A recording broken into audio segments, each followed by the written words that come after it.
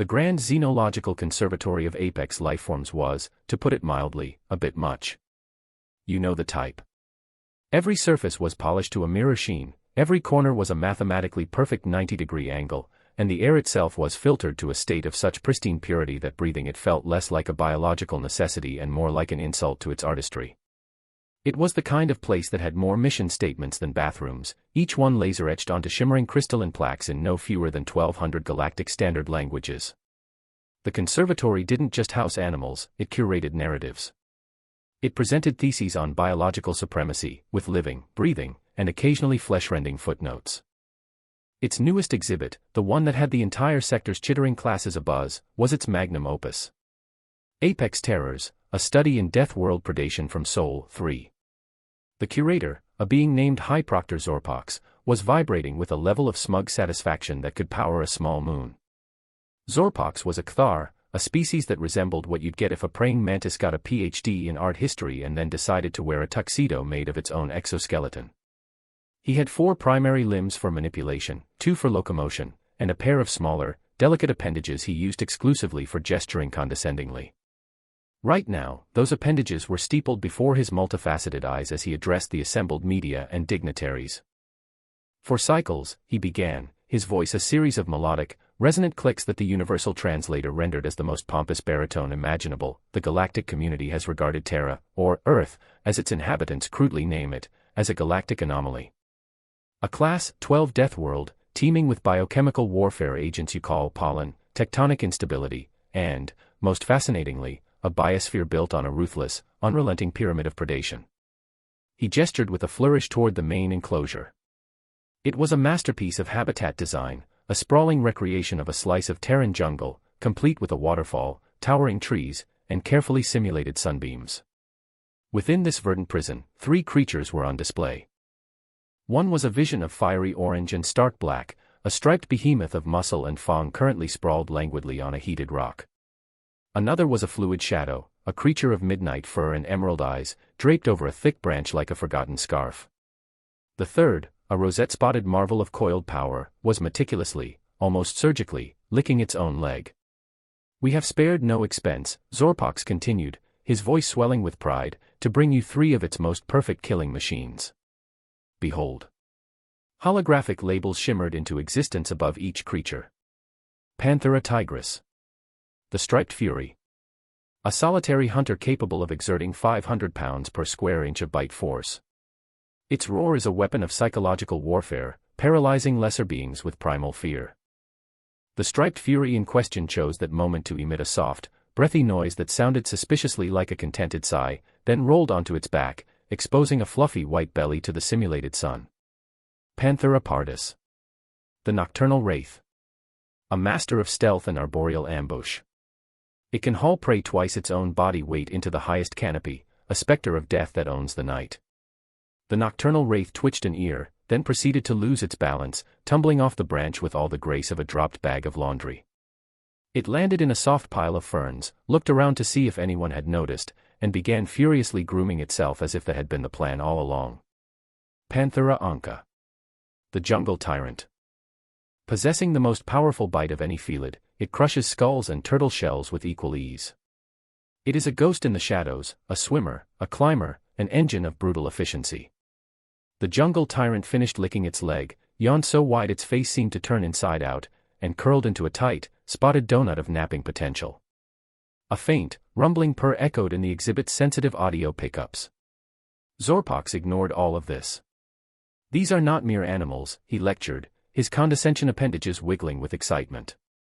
They are living embodiments of evolutionary perfection. Every instinct, every cell, every twitch of a whisker is honed for a single purpose, lethality. A nearby Glorbax, a gelatinous, jello-like creature known for its profound cowardice, quivered so violently that it momentarily lost cohesion and slumped into a nerveless puddle. The first of many to come. The crowd of aliens, spindly insectoids, stout silicon-based lifeforms, and everything in between, murmured in terrified awe, their various sensory organs wide with apprehension. They were seeing monsters. They were seeing living weapons. They were seeing exactly what Zorpox wanted them to see. And then, a small, clear voice cut through the reverent hush. "Daddy," it said, with the kind of piercing, innocent volume only a 7-year-old human can achieve. Why are all the scary death monsters just big kitties? The question hung in the air like a cartoon anvil, poised to obliterate the High Proctor's entire thesis. The crowd turned as one. Standing near the back, looking profoundly tired and holding a half-eaten nutrient paste tube, was a human male. This was Kevin. Kevin's primary ambition for the day had been to find a decent cup of coffee, a goal that was proving far more challenging than navigating interspecies diplomacy. Holding his hand was his daughter, Lily, who was currently pointing a small, sticky finger at the enclosure. They look like mittens, she added, for clarity. Just bigger. And stripy. Mittens was their cat back home.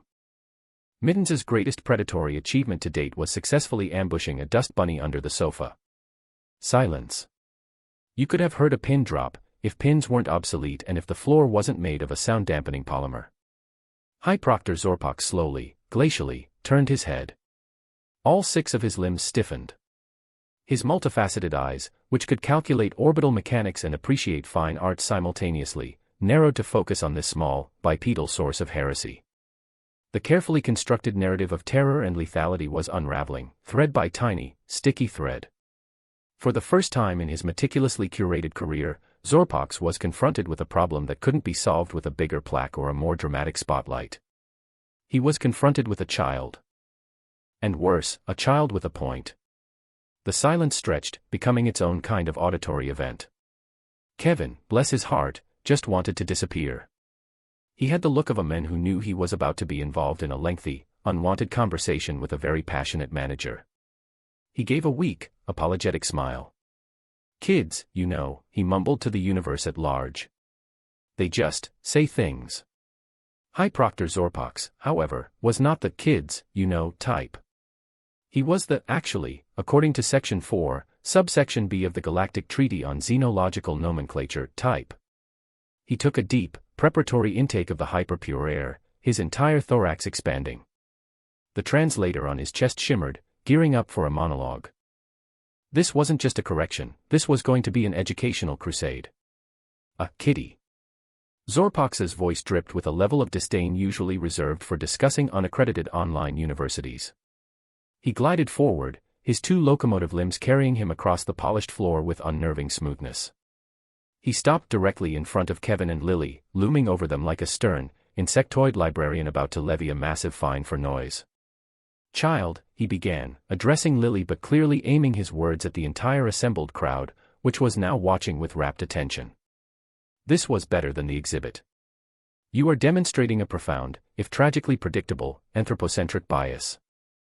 Your primitive Terran brain, accustomed to coddling domesticated subspecies, is performing a flawed pattern match.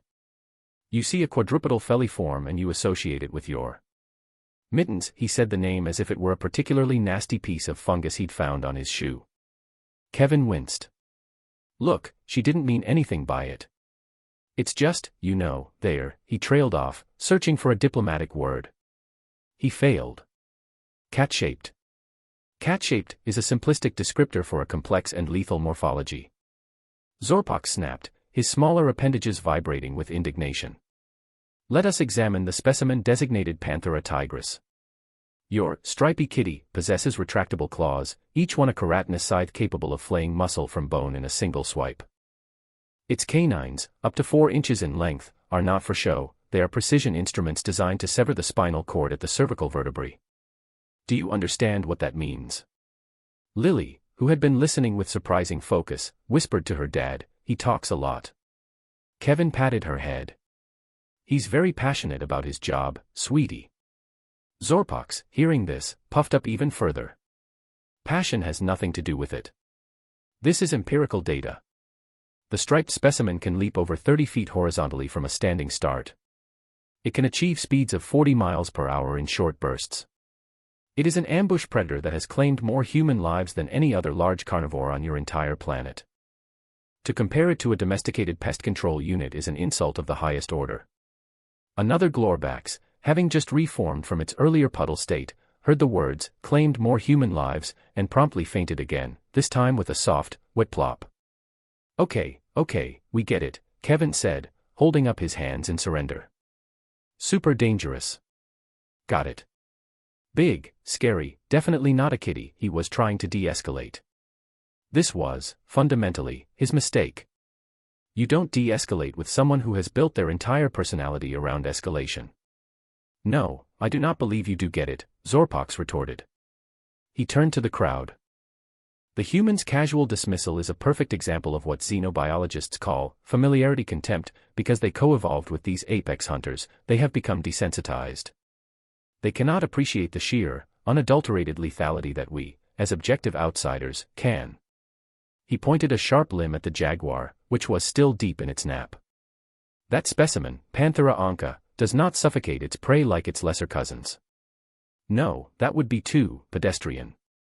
It pierces the temporal bone of the skull with a single, explosive bite. It eats brains, ladies and gentle beings. Brains.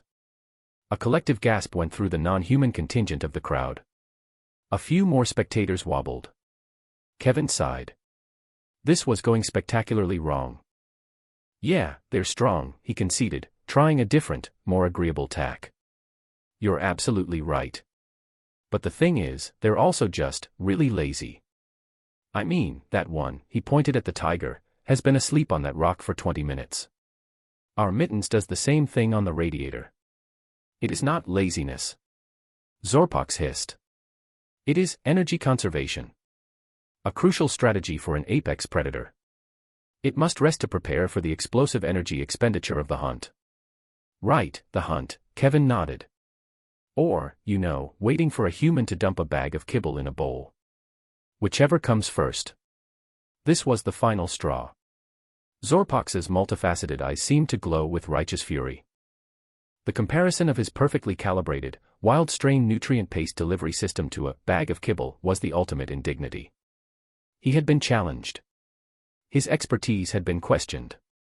His entire exhibit, the culmination of his life's work, had been called a glorified cat cafe by a tired primate in a cheap jumpsuit. There was only one course of action left. You require a demonstration, Zorpox announced, his voice dropping to a dangerously calm and resonant series of clicks. Your lack of imagination and respect will be rectified.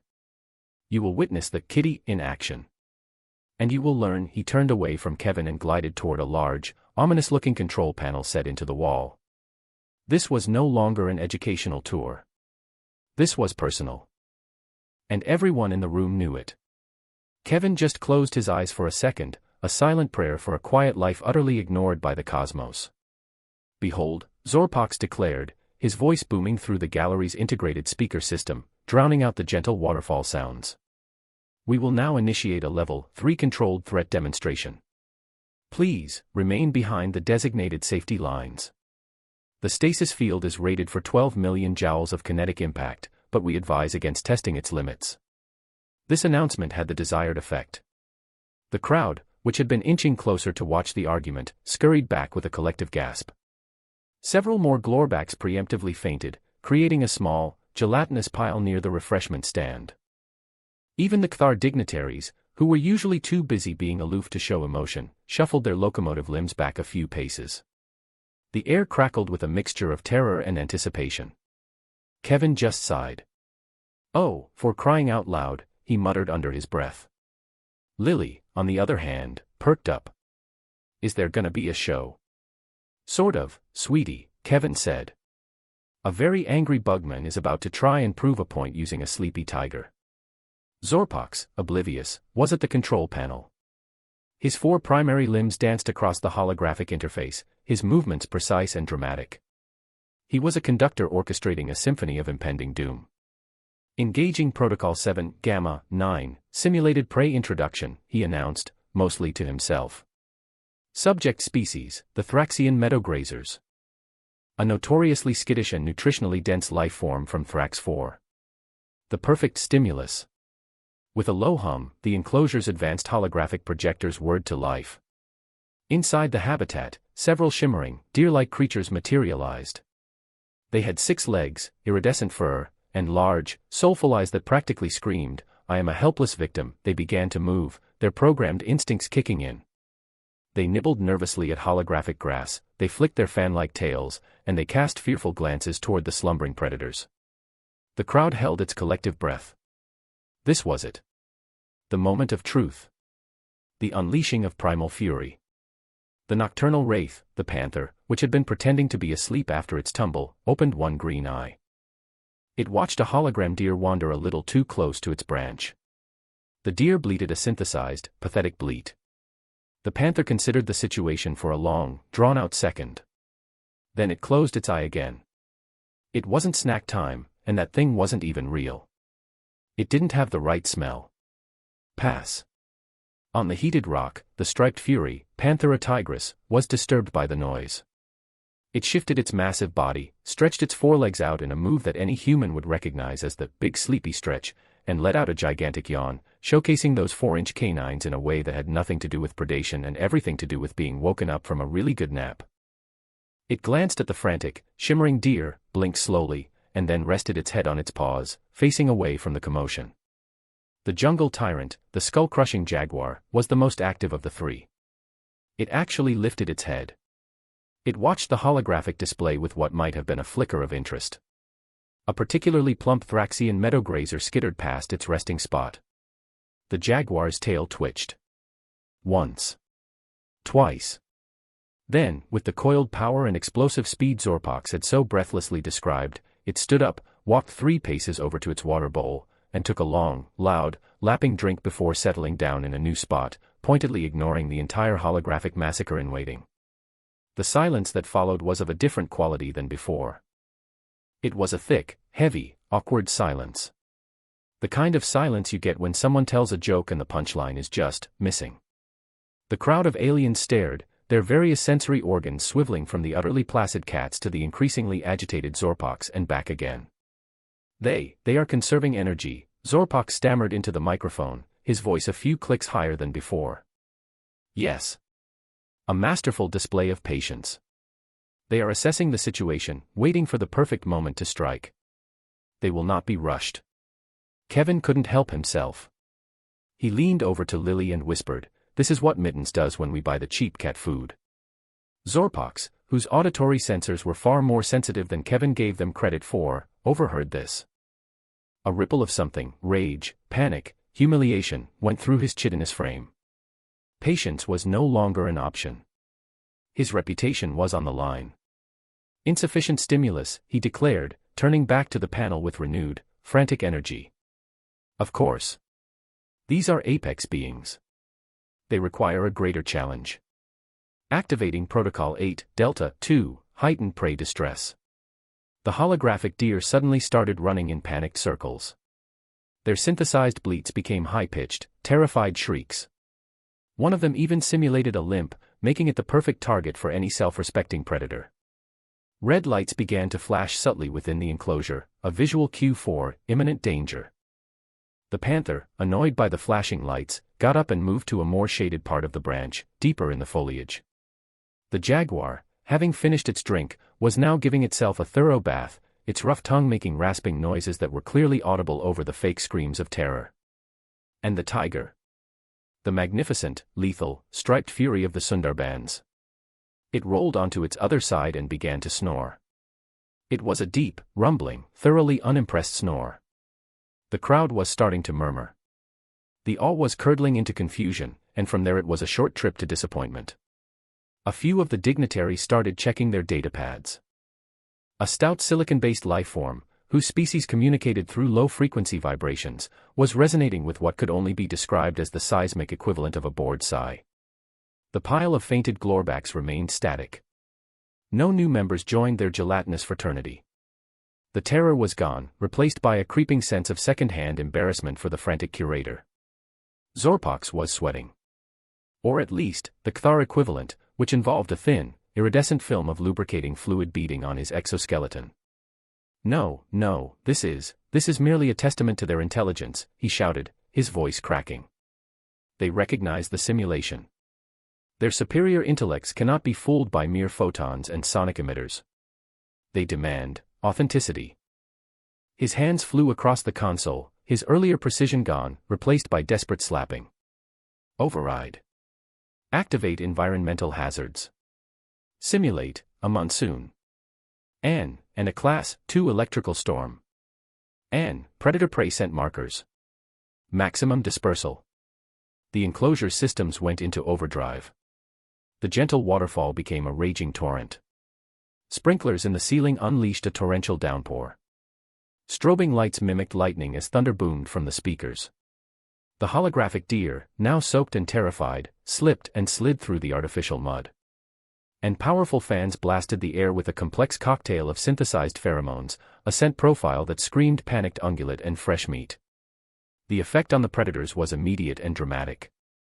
The tiger, rudely awakened by a torrent of cold water, shot to its feet with a disgruntled roar. It shook its head, sending a spray of water everywhere, glared at the ceiling as if personally offended by the weather, and then trotted briskly into a sheltered cave at the back of the habitat, disappearing from view entirely. One problem solved. The panther, already hidden in the foliage, simply wedged itself tighter between two branches, looking utterly miserable. The jaguar, interrupted mid-bath, gave the entire scene a look of profound disgust.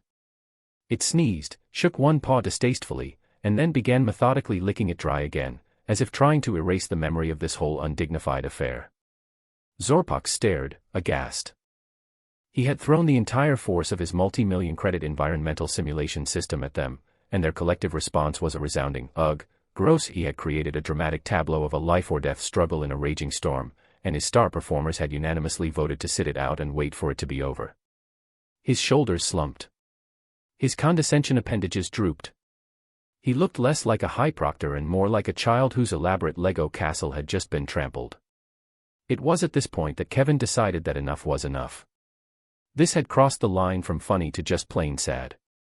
It was like watching someone try to start a lawnmower that clearly had no fuel, and now they were trying to fix it by yelling at the grass.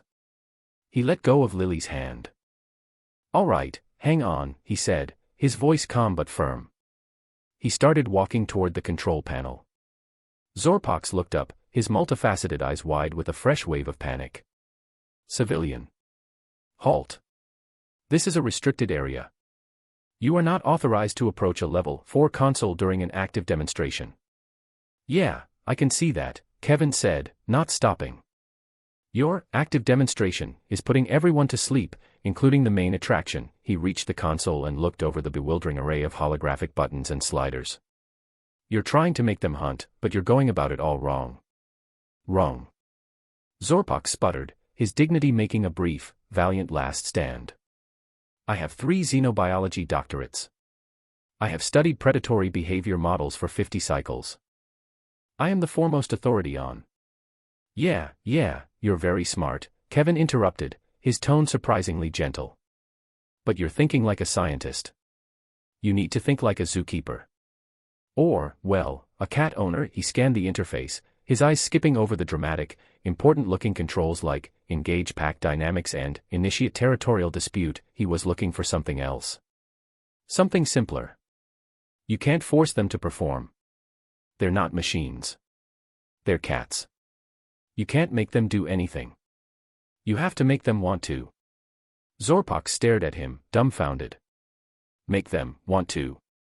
We are providing them with a simulated prey drive stimulus of unparalleled fidelity. And they don't care, Kevin said flatly. Because they're not hungry. And it's wet. And they know it's fake. His eyes lit up as he found what he was looking for, tucked away in a submenu labeled Enrichment and Maintenance. It was a small, unassuming icon, one that most curators would probably ignore. The label was simple: Optical Targeting System Calibration Tool. "What are you doing?" Zorpak asked, his voice a horrified whisper. "That is a diagnostic tool for aligning the habitat's laser-based nutrient sensors. It is not part of any predatory protocol." "I know," Kevin said, a small smile playing on his lips. He tapped the icon. A new, much simpler interface appeared. It had a color slider, an intensity dial, and a little joystick for manual control.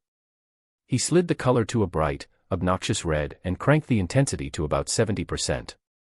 "Lily, watch this." He pressed the Activate button. And on the far wall of the waterlogged, storm-racked enclosure, a tiny, brilliant red dot appeared. For a moment, nothing happened. The dot was just a dot.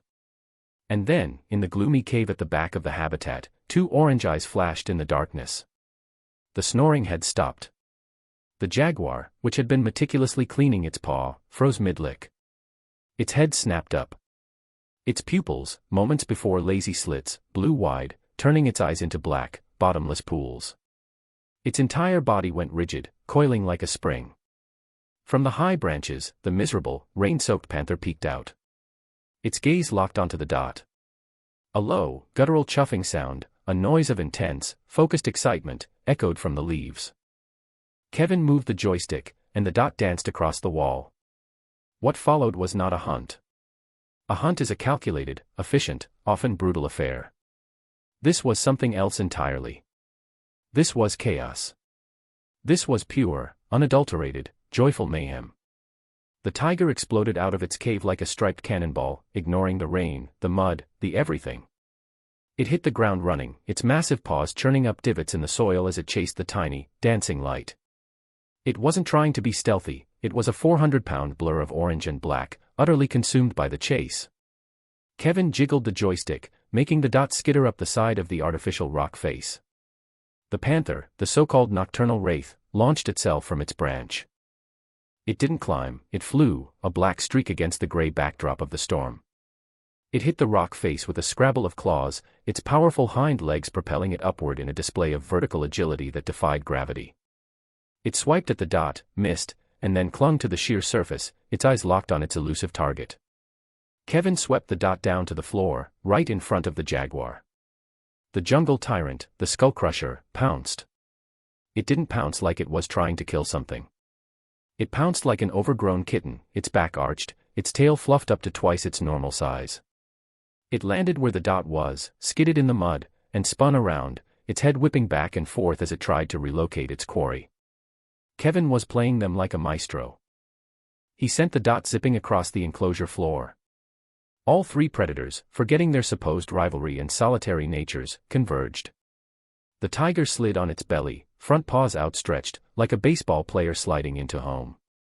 The jaguar did a frantic little hop and pounce maneuver, landing with a soft thump next to the tiger's head. The panther dropped from its perch, landed silently behind them both, and tried to pounce on the dot from over their backs. They were a whirlwind of muscle and claw. They leaped over logs, dodged trees, and splashed through the artificial river, not with grim purpose, but with a kind of manic glee. They were displaying more speed, more agility, and more raw, terrifying power in pursuit of a meaningless speck of light than they ever would have for a holographic meal. They were demonstrating exactly what Zorpox wanted to show, their incredible physical capabilities, but for a reason he could never have conceived. The alien crowd, which had been on the verge of demanding a refund, was now utterly, completely, and totally petrified. They weren't seeing play. They couldn't comprehend the concept.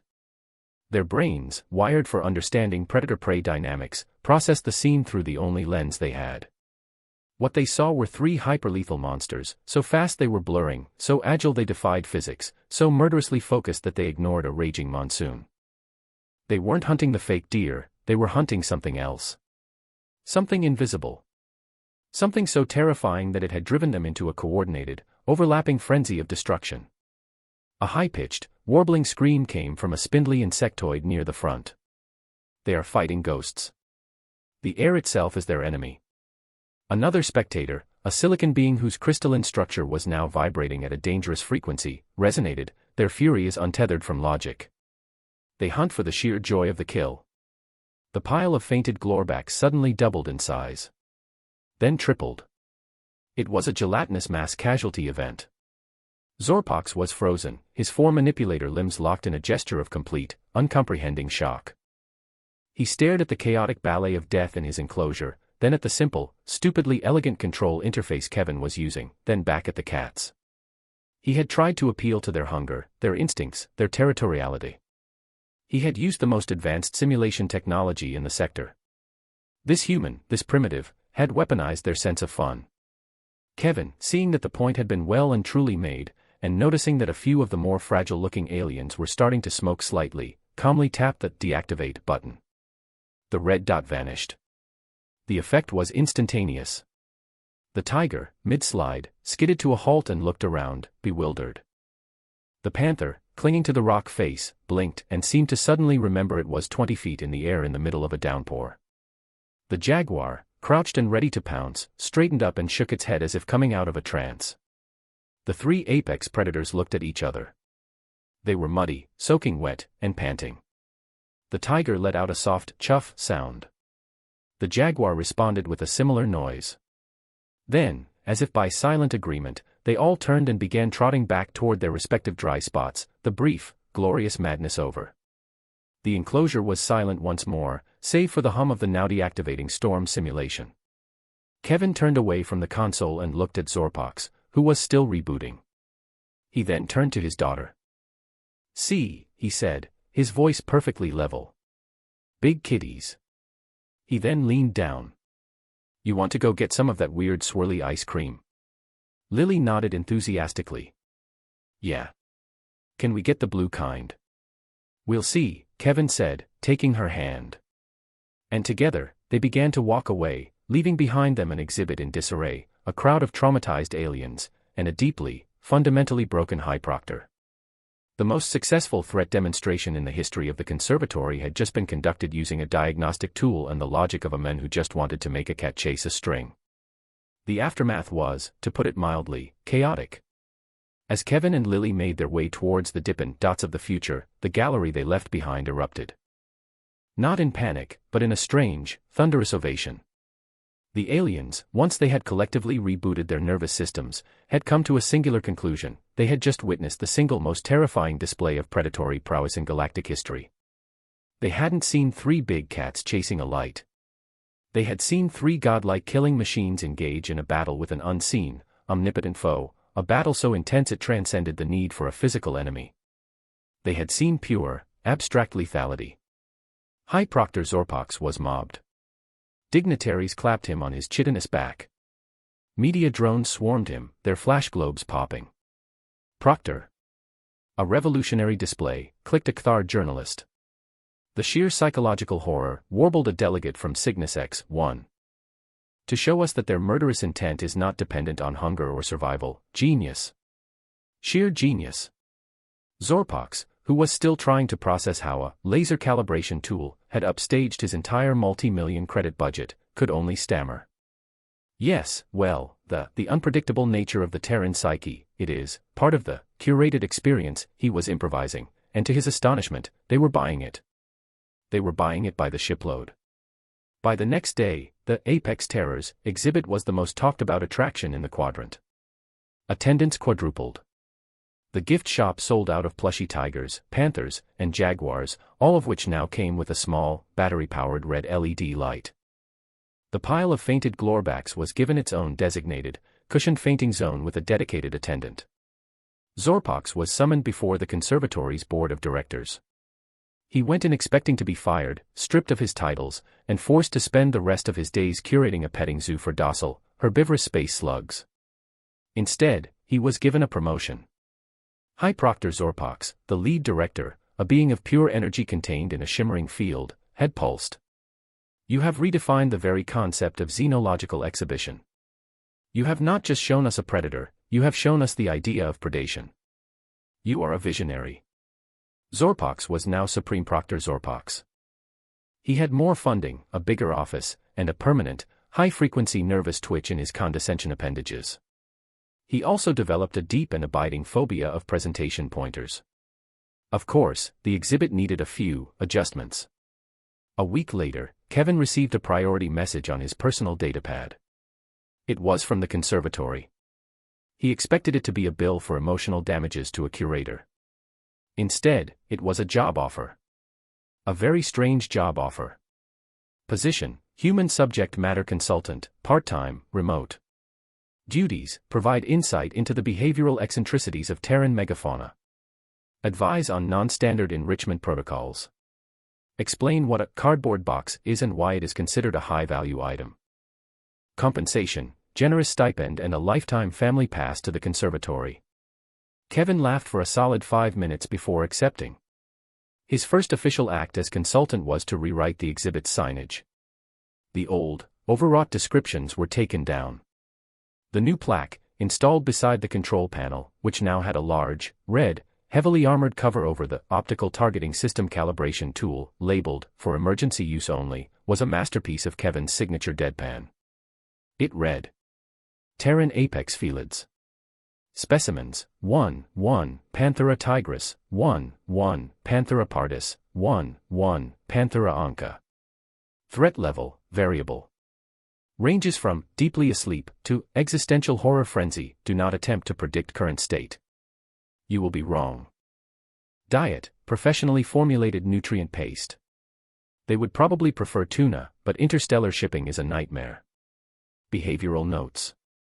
1. They sleep for approximately 18 to 20 hours a day. This is not a malfunction. Please do not report it. 2. Their hearing is extremely sensitive. They can hear you opening a snack packet from 3 habitats away. They will judge you for not sharing.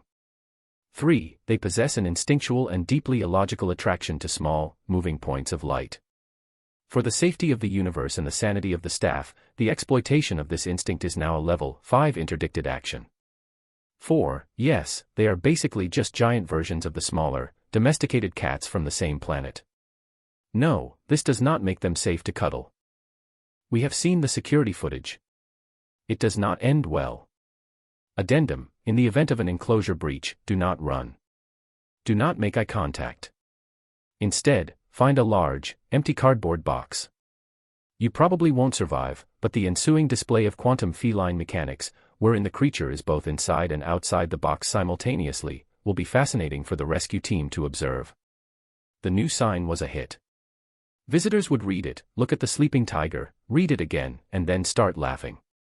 The fear was still there, but now it was tempered with a layer of absurdity that made it far more compelling. The exhibit was no longer just scary, it was interesting. Supreme Proctor Zorpox never quite recovered.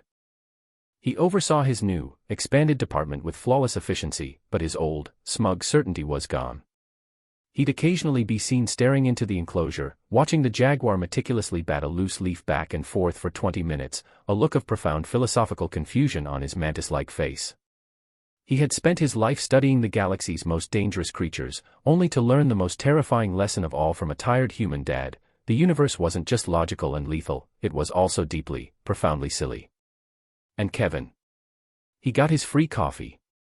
The new consultant contract stipulated a personal replicator in his home office calibrated to produce Terran Standard, black, overly caffeinated. He'd sometimes take Lily back to the zoo on weekends. They'd stand by the enclosure, watching the magnificent predators nap in sunbeams. "They're still just big kitties, Daddy," Lily would say. And Kevin would smile, take a sip of his coffee, and look at the crowds of aliens staring in respectful terror at a sleeping ball of fur. "Yeah, sweetie," he'd reply. "But don't tell them that. You'll ruin the show."